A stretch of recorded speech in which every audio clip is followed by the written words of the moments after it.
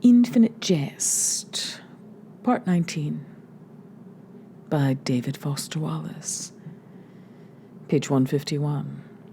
4 times per annum in these chemically troubled times, the Organization of North American Nations Tennis Association's Juniors Division sends a young toxicologist with corn silk hair and a smooth, wide button of a nose and a blue ONANTA blazer to collect urine samples from any student at any accredited tennis academy ranked higher than number 64 continentally in his or her age division. Competitive junior tennis is meant to be good, clean fun. It's October in the year of the Depend adult undergarment. An impressive percentage of the kids at ATA are in their division's top 64.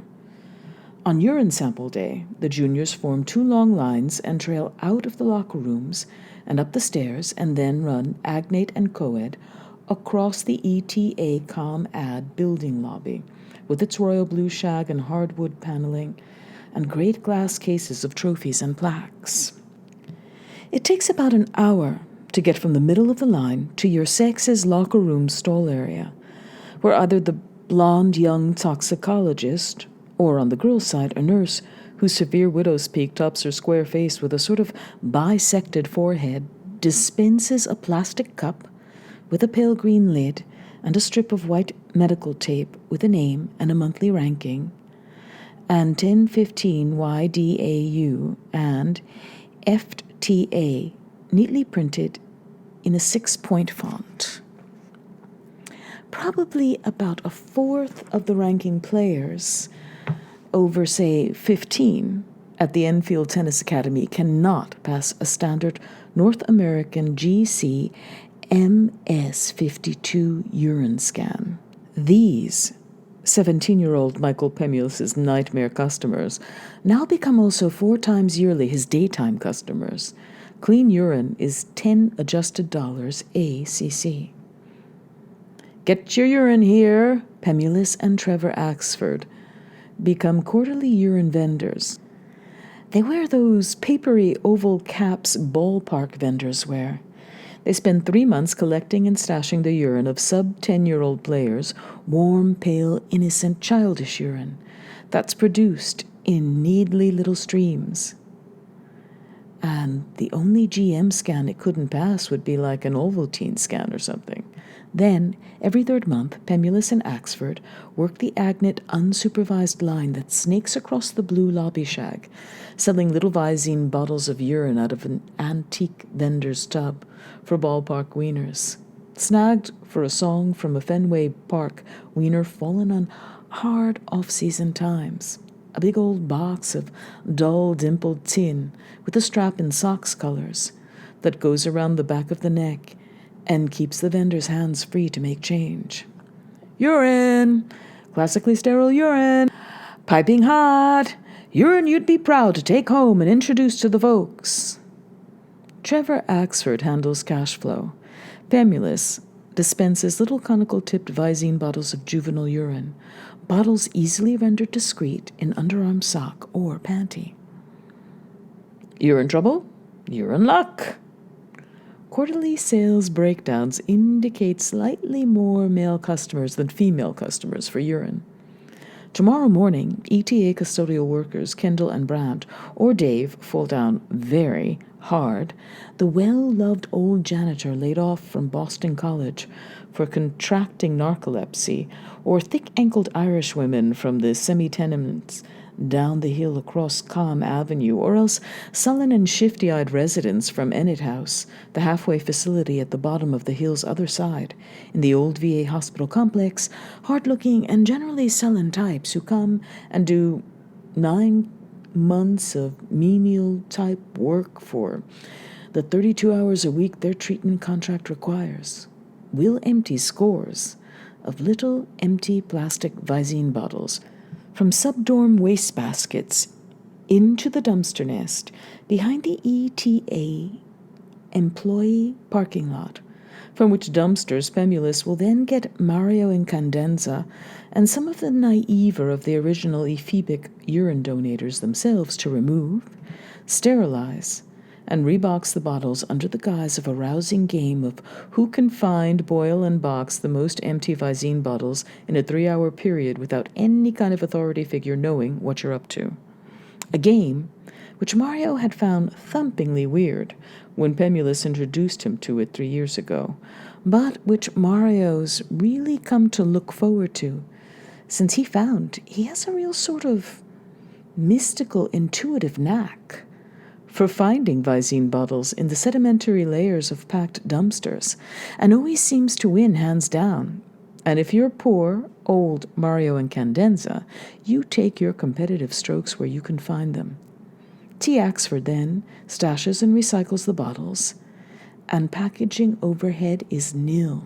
He and Pemulus keep the wiener tub stashed under a discarded Yarmouth sail in the back of the used tow truck they chipped in on, with Hal and Jim Strock and another guy who's since graduated ETA, and now plays for Pepperdine and paid to have reconditioned and the rusty chain and hook that hung from the tow truck's back tilted derrick replaced with a gleamingly new chain and thick hook, which get used really only twice a year, spring and late fall, for brief intervals of short-distance hauling during the all-weather lungs dismantling and erection, plus occasionally pulling a paralyzed rear-wheel drive student or employee vehicle either back onto or all the way up the ETA hillside's long 70-degree driveway during bad snowstorms. And the whole thing de-rusted and painted in ETA's proud red and gray school colors with the complex ONAN heraldic ensign. A snarling, full-front eagle with a broom and a can of disinfectant in one claw, and a maple leaf in the other, and wearing a sombrero and appearing to have about half-eaten a swatch of star-studded cloth, rather ironically silk-screened onto the driver's side door, and the good old pre-Tavis ETA traditional motto, Te Occidere Poussant, unironically emblazoned on the passenger door, and which they all share use of. Though Pemulus and Axford get slight priority because the truck's registration and basic liability insurance get paid for out of quarterly urine revenues.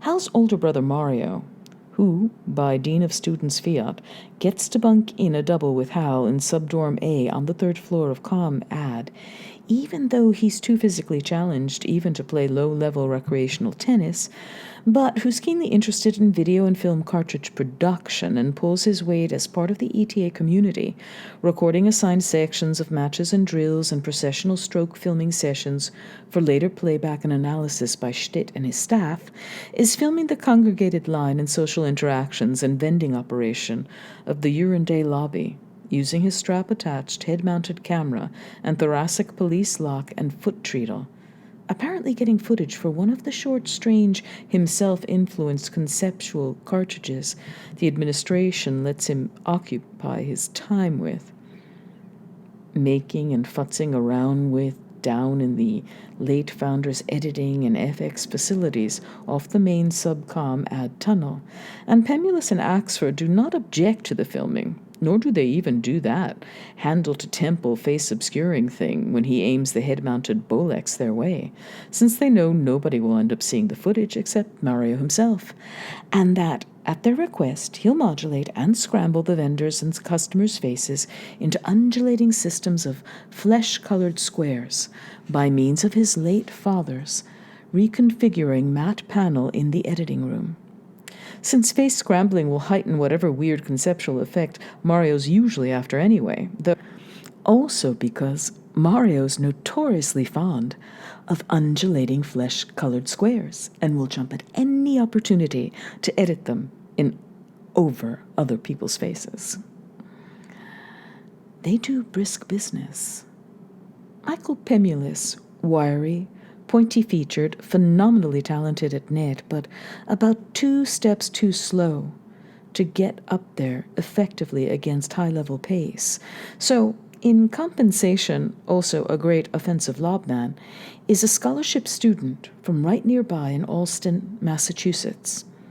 A grim section of tract housing and vacant lots, low-rise Greek and Irish housing projects, gravel and haphazard sewage, and indifferent municipal upkeep.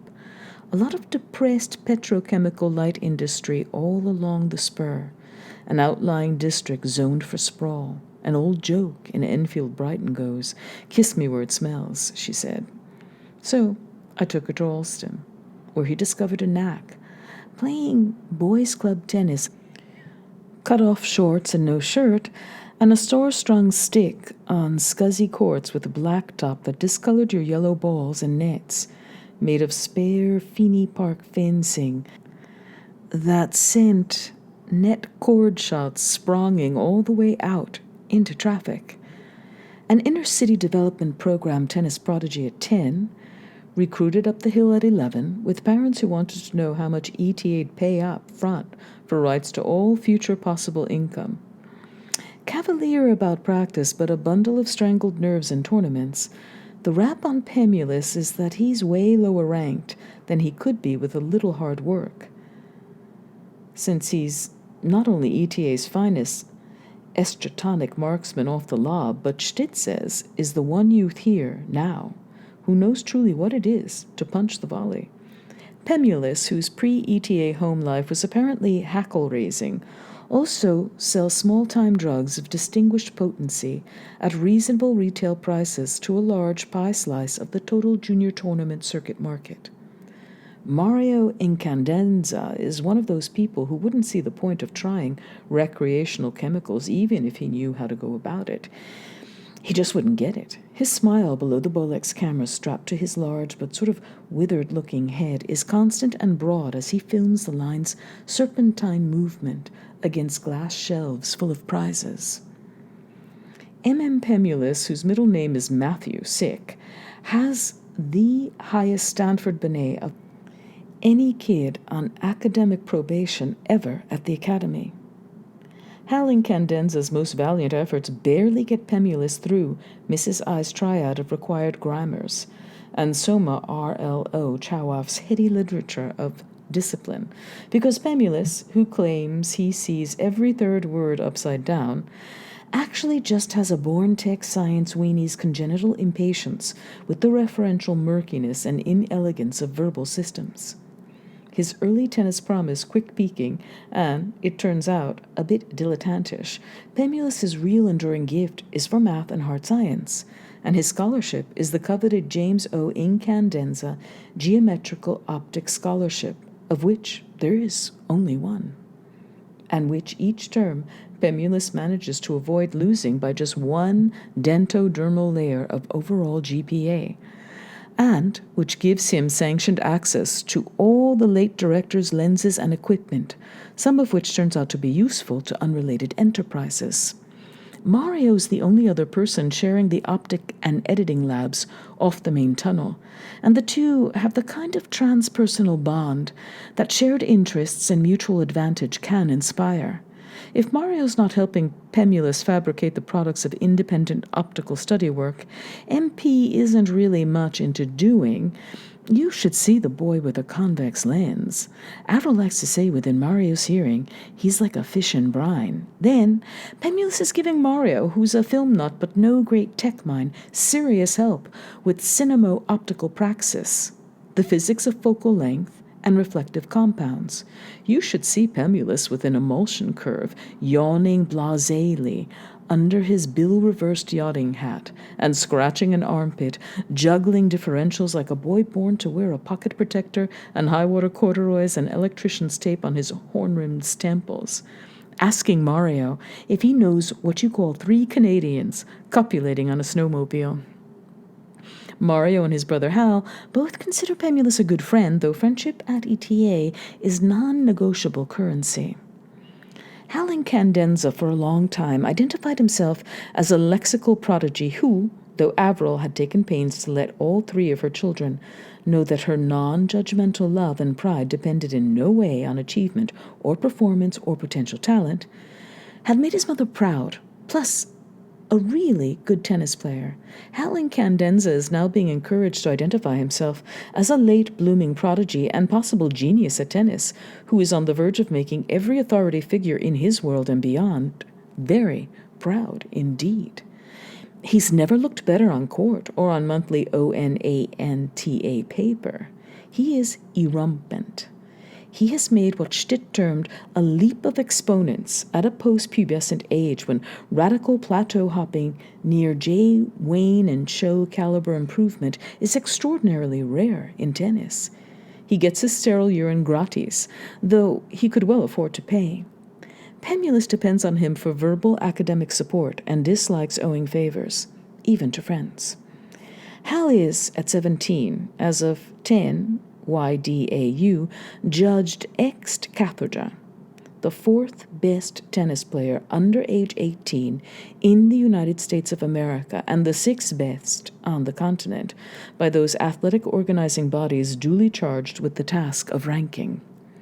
Hal's head, closely monitored by DeLint and staff, is judged still level and focused and unswollen bludgeoned by the sudden éclat and rise in general expectations.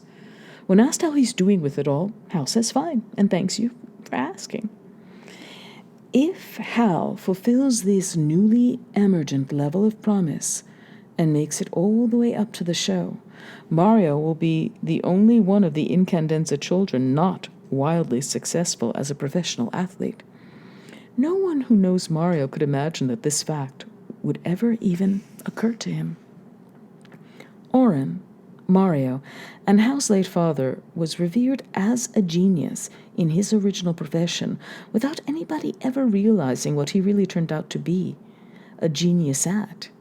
Even he himself, at least not while he was alive.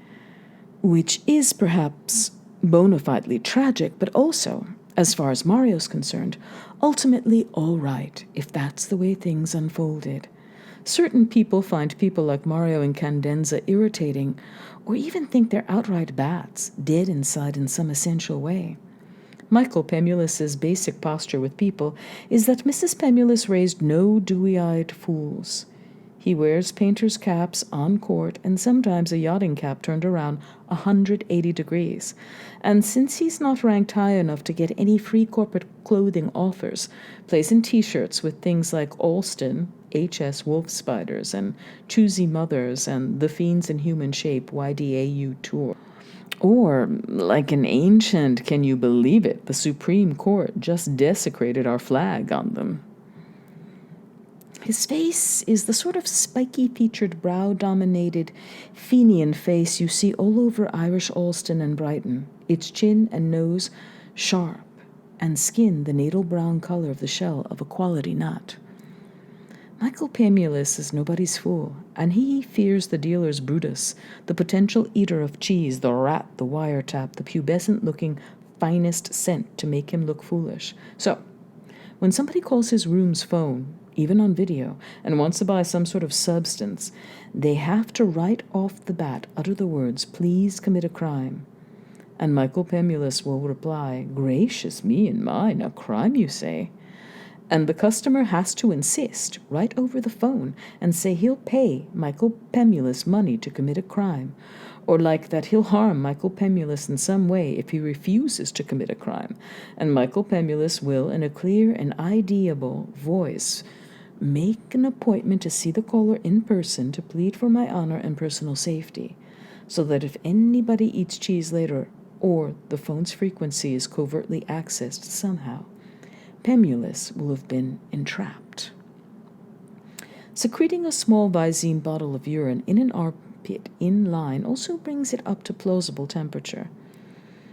At the entrance to the male stall area, the ephebic-looking ONANTA toxicologist rarely even looks up from his clipboard. But the square-faced nurse can be a problem over on the female side, because every so often she'll want the store door open during production. With Jim Struck handling published source plagiarism and compressed iteration and xerography, Pemulus also offers, at reasonable cost, a small Vade Mechamish pamphlet detailing several methods for dealing with this contingency.